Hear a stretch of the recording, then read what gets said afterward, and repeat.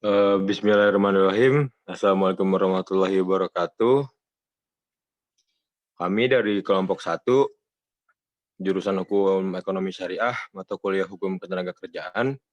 Di sini kami ingin mempresentasikan hasil kerja kelompok kami, yaitu tentang mengkaji masalah krusial pada bab ketenagakerjaan UU Cipta Kerja Omnibus Law. Sebelumnya saya ingin berterima kasih kepada Bapak dosen yang telah memberikan tugas ini. Dan saya ingin memperkenalkan nama-nama kelompok kami terlebih dahulu. Yang pertama ada saya, yaitu Abdi Nazi. Yang kedua ada Ahmad Hafidudin. Yang ketiga ada Ananda Sahara Mutmainah. Yang keempat ada Hashim Naya Wangsa. Yang kelima ada Asyahidah An-Nazihah. Dan yang terakhir ada Dalfa Dalfiah. Kita akan masuk ke materi yang pertama, yaitu tentang pengertian Omnibus Law, yang akan dibacakan oleh saya sendiri.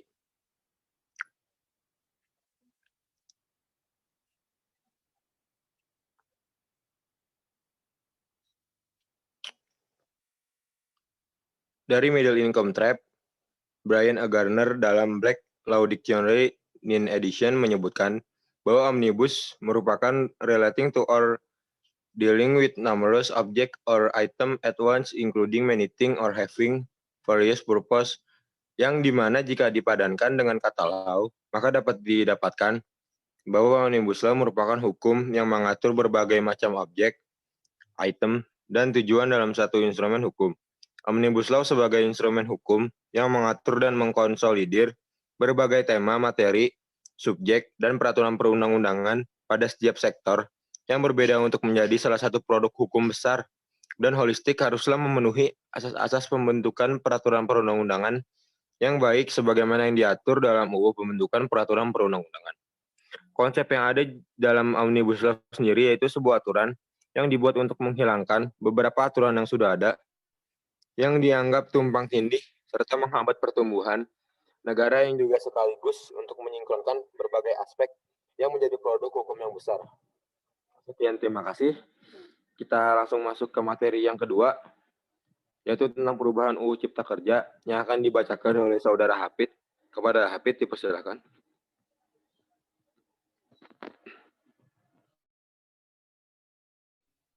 Baik, terima kasih kepada moderator yang telah memberikan waktunya pada saya untuk menjelaskan tentang perubahan Undang-Undang Cipta Kerja. Nah, perubahan-perubahan yang dilakukan oleh Undang-Undang Cipta Kerja terhadap Undang-Undang Ketenagakerjaan secara umum dapat diasosialisasikan sebagai upaya deregulasi, ya.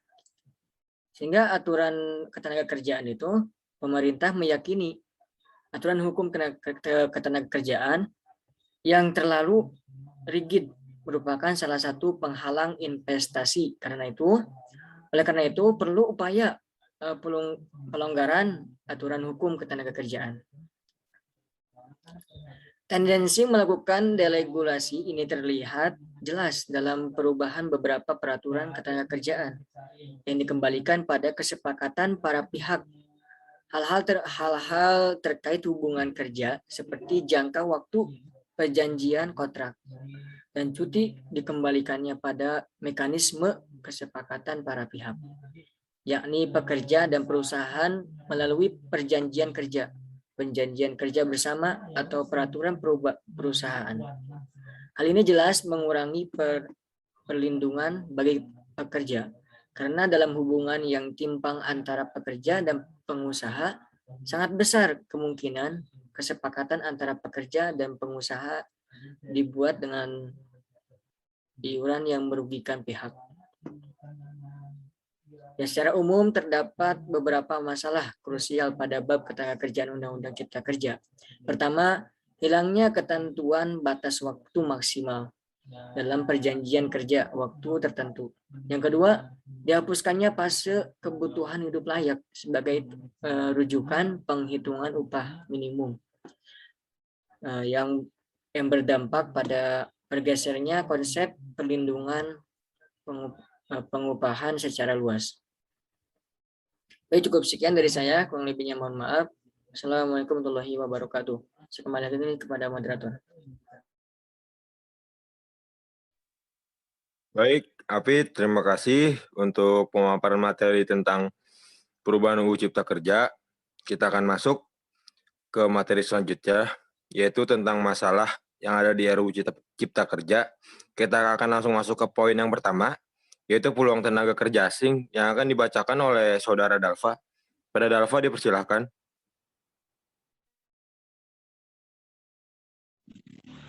Terima kasih kepada moderator yang telah menyempatkan waktunya untuk saya. Saya akan menjelaskan poin 1, peluang tenaga kerja asing untuk bekerja di Indonesia. Salah satu pasal yang menjadi permasalahan bagi masyarakat Indonesia yaitu terkait peluang tenaga kerja asing untuk bekerja yang dipermudah. Pada dasarnya, peluang tenaga kerja asing dipermudah untuk bekerja di Indonesia sudah ada dalam Proses Nomor 20 Tahun 2018 tentang pengguna tenaga kerja asing. Hal ini terjadi masalah pada saat diterbitkan masyarakat Indonesia, khususnya para pekerja. Adanya proses ini dianggap masyarakat sebagai suatu yang tidak adil, sehingga banyak masyarakat menegakkan ke bawah lebih memilih untuk menjadi buruh migran. Kemudian, pada tahun 2020 muncul sebuah peraturan baru yang kembali mempermudah masukan tenaga kerja asing ke Indonesia. Hal ini terdapat pada pasal 42 Bab Ketenagakerjaan yang membahas mengenai tenaga kerja yang asing.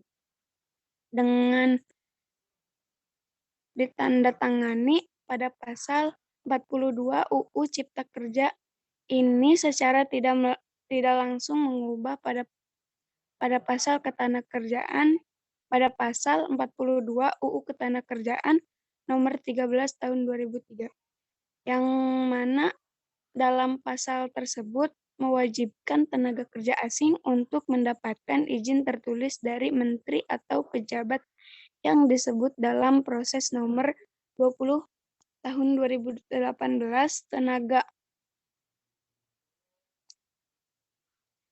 kerja yang asing yang termasuk ke Indonesia harus memiliki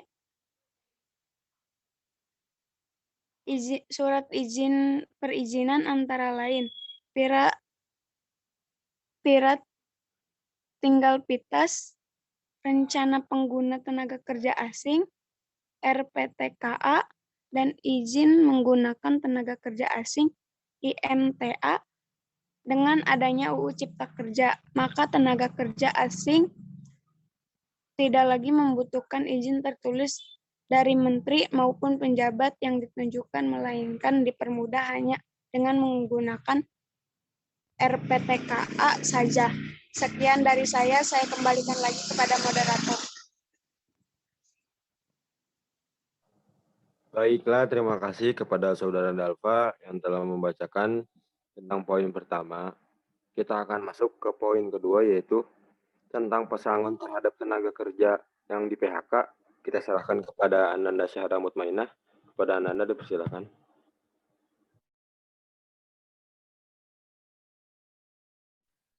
Terima kasih kepada moderator. Saya, Ananda Syahda Mutmainah, akan menjelaskan mengenai poin yang kedua, yaitu pesangon terhadap tenaga kerja yang di PHK. Pada dasarnya, pesangon ada karena adanya pemutusan hubungan kerja antara pengusaha dan pekerja. Hal ini sebagai pekerja.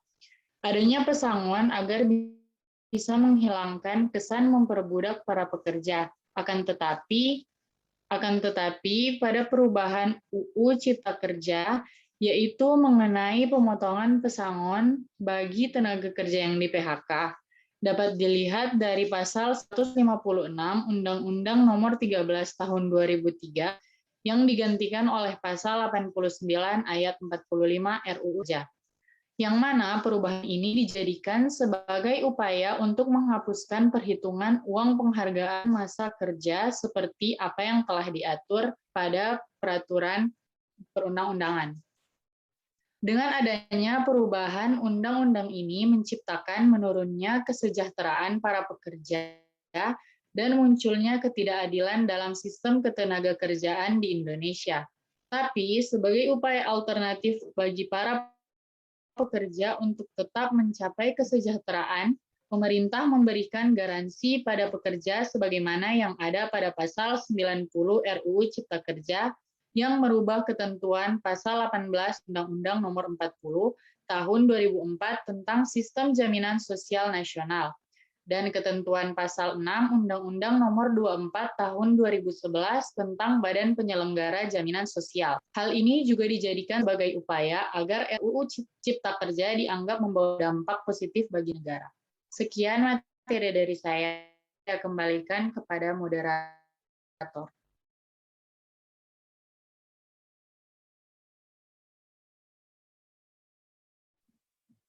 Bagus, materi yang sangat baik dari Ananda Saira Mutmainah.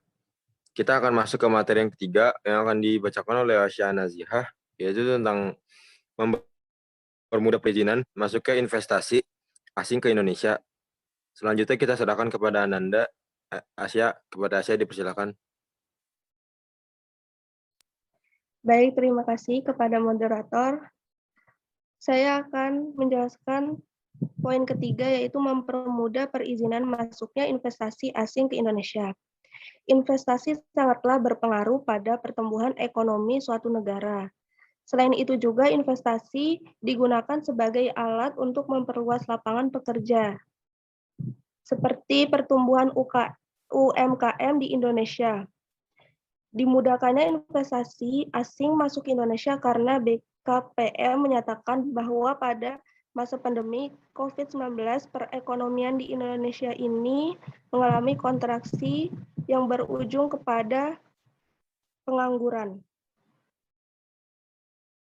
Adanya kebijakan dalam mempermudah investasi masuk ke Indonesia memiliki poin plus minus sendiri dan juga kontranya. Di sini perusahaan asing dapat dipermudah masuk, maka kita perusahaan Indonesia bisa kalah saing karena perusahaan atau startup di Indonesia ini semuanya itu banyak yang masih dalam masa merintis perusahaan.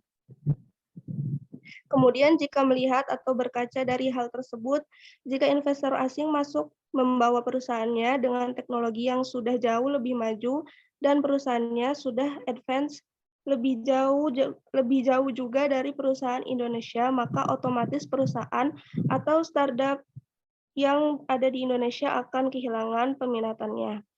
Peraturan Omnibus Law yang memudahkan investor asing masuk ini juga bertentangan dengan RUU PDP atau perlindungan data pribadi yang rencana akan dibuat, yaitu mengenai perlindungan data penduduk. Omnibus Law ini akan memperbesar risiko kebocoran data ke pihak luar melalui investor asing. Maka dari itu, selera yang utama adalah info privasi pribadi konsumen atau penduduk yang akan masuk ke asing, dan risiko ini disalahgunakan, yaitu tersebar luas yang akan menjadi sebuah blunder sendiri dari aturan Omnibus Law ini. Cukup dari saya kembalikan kepada moderator.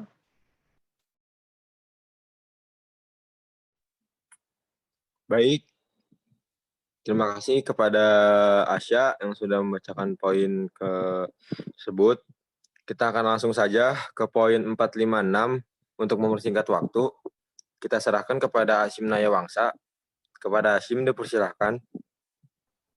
Terima kasih atas kesempatan yang telah diberikan kepada moderator. Untuk selanjutnya saya akan menjelaskan tentang poin 4, 5, dan 6. Yang pertama-tama saya akan menjelaskan tentang poin 4, yaitu penghapusan upah minimum kota. Dalam UU Cipta Kerja yang baru terdapat salah satu kebijakan yang menetapkan bahwa upah minimum kota dihapus dan diganti dengan upah minimum provinsi. Hal ini banyak ditentang oleh para pekerja karena di beberapa daerah upah minimum kota lebih besar daripada upah minimum provinsi. Hal ini tentu sangat akan merugikan dalam pekerja tersebut. Dengan dijadikannya upah minimum provinsi pada UU Cipta Kerja ini membuat upah sangat bergantung pada kondisi ketenagakerjaan dan kondisi perekonomian terutama dalam provinsi tersebut. Poin yang kelima, diskriminasi terhadap pekerja wanita. Dapat dilihat yang dirugikan adalah pekerja wanita. Selain dari beberapa masalah krusial yang telah dijelaskan di atas, masih ada juga masalah-masalah lainnya. Salah satu masalah yang menjadi sorotan yaitu UU Cipta Kerja dianggap tidak memiliki perlindungan terhadap para pekerja terkhusus pekerja perempuan. UU Cipta Kerja dianggap melakukan diskriminasi berbasiskan gender terhadap pekerja perempuan. Hal ini dikarenakan oleh penghapusannya cuti saat berhalangan hadir saat waktu-waktu tertentu seperti hamil, haid hari pertama, pekerja yang perempuan yang mengalami KDRT, dan sebagainya. Adapun poin yang keenam yaitu menjelaskan tentang perjanjian kerja waktu tertentu. Perjanjian kerja menjadi sebuah unsur yang sangat penting saat memulai hubungan kerja, karena di dalamnya memuat mengenai hak dan kewajiban yang dimiliki oleh pekerja dan pengusaha. Selain itu, juga dibuat perjanjian antara pengusaha dan pekerja dalam bentuk tertulis agar pekerja mendapatkan perlindungan hukum dan bisa digunakan sebagai bukti adanya perikatan antara pekerja dan pengusaha. Perubahan yang terjadi setelah dilaksanakan UU Cipta Kerja ini yaitu perubahan jangka waktu perjanjian kerja. Pada pasal 59 ayat 4 Undang-Undang Ketenagakerjaan dikatakan bahwa perjanjian kerja memiliki jangka waktu paling lama untuk jangka waktu 2 tahun. Dan hanya bisa diperpanjang sepanjang 1 kali dan untuk jangka waktu paling lama yaitu 1 tahun. Sedangkan pada pasal 81 angka 12 Undang-Undang Cipta Kerja pada ayat 3 mengatakan bahwa waktu berakhirnya perjanjian kerja ditentukan dalam perjanjian kerja, yang berarti dengan diubahnya kebijakan tersebut akan memberikan wewenang sepenuhnya kepada pengusaha untuk menentukan lamanya kontrak kerja antara pekerja dan pengusaha tersebut. Sekian penjelasan dari saya, kurang lebihnya mohon maaf dan terima kasih. Untuk selanjutnya saya serahkan kembali kepada moderator. Baik, terima kasih kepada Hashim. Sepertinya kita sudah di ujung dari pembahasan ini. Dan kita sudah membacakan beberapa poin dan kita sudah mengkaji tentang Omnibus Law tersebut. Saya rasa sudah cukup pembahasan tentang materi ini. Kurang lebihnya mohon maaf jika ada salah kata dan kurangnya pemahaman tentang materi tersebut, tolong dimaafkan. Wabillahi taufiq wal hidayah. Wassalamualaikum warahmatullahi wabarakatuh.